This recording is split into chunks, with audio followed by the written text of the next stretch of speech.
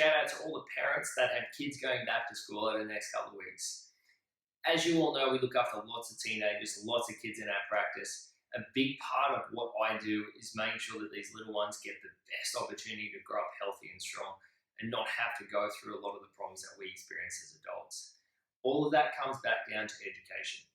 Over the next 2 to 3 weeks in our practice, we're running what's known as a backpack awareness campaign for all the kids and all the parents there, just to make sure you have that education, you have that awareness around the backpacks and the implications that poor ergonomics can cause later on.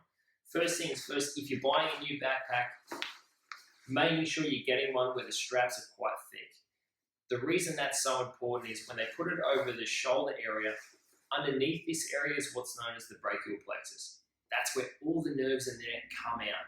If you have a thin strap, often it can cause pressure on those nerves, it can cut into them, and just not a good thing, especially when the kids don't have a lot of muscle tone around that area. Second point is when you're packing the school bag, kids, make sure you're putting the heaviest books in first and the lighter ones on top. That way, when you're carrying the backpack, it doesn't pull on the tops of the shoulder and provide a lot of stress on that lower back. It allows this force to be distributed evenly throughout the spine.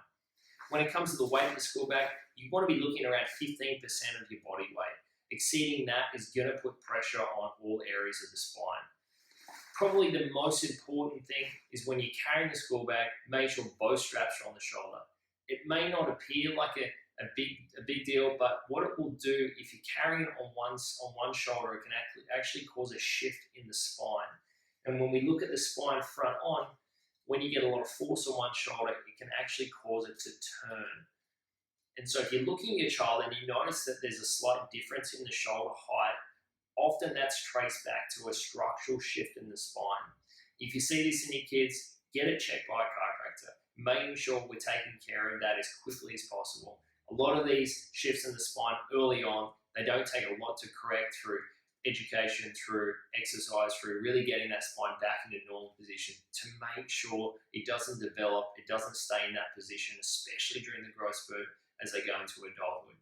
Any other questions, shoot me an email, ask me questions when you come in. I want to make sure you have this education, you have this awareness to make sure we can get the best results out of these kids.